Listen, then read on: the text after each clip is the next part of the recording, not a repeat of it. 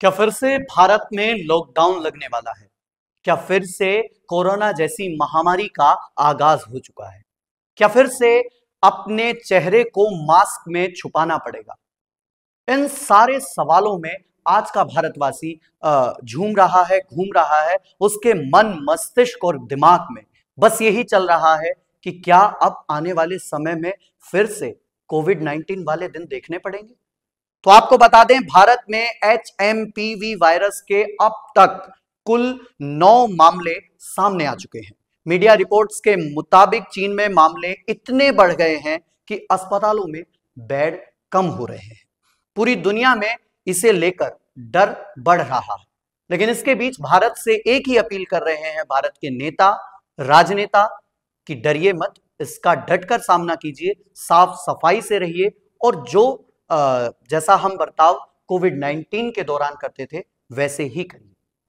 आपको बता दें, फिलहाल इस वायरस को लेकर डरने की कोई बात नहीं है।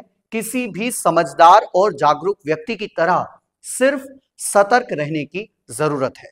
भारत में सामने आए ज्यादातर मामलों में बच्चों की उम्र 1 साल से कम है।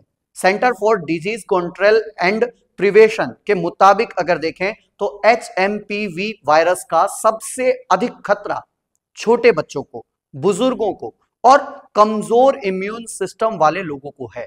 हालांकि हमें इससे आगे सोचने की जरूरत है। HMPV इन्फेक्शन के लक्षण क्या हैं, यानी कि कोरोना वायरस से मेल खाते हुए हैं।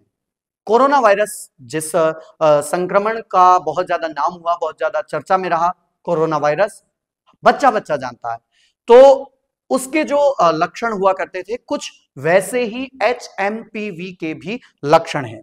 आपको बता दें, इसके कारण हो रहे हैं कॉम्प्लिकेशन भी कमोबेश कोरोना वायरस से हुए, जैसे मतलब वायरस का गंभीर संक्रमण और निमोनिया और ब्रोंकाइटिस विकसित होने का जोखिम होता है। कोरोना वायरस ने सबसे अधिक नुकसान उन लोगों को पहुंचाया था जिनके लंग्स पहले से कमजोर थे, जिन लोगों को अस्थमा, डायबिटीज या हाइपरटेंशन की शिकायत थी।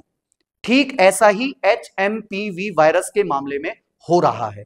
इसलिए आज आप सबसे यही कहेंगे कि स्वच्छ रहें, स्वस्थ रहें। यानी कि जैसा कोरोना वायरस के दौरान हम अपने हाथों को धुलते थे और हाथ बिना किसी बात के मुंह तक नहीं पहुंचाते थे, यानी कि आवश्यकता होने पर ही हाथों को मुंह से लगाएं और खाना खाने से पहले हाथ जरूर धोएं। वहीं अगर आपको बता दें कि बच्चों और बुजुर्गों को इस वायरस से बहुत खतरा है। अब तक अगर बात करें तो 1 साल से कम उम्र के बच्चों को ही ये जो वायरस है इसने जकड़ा है।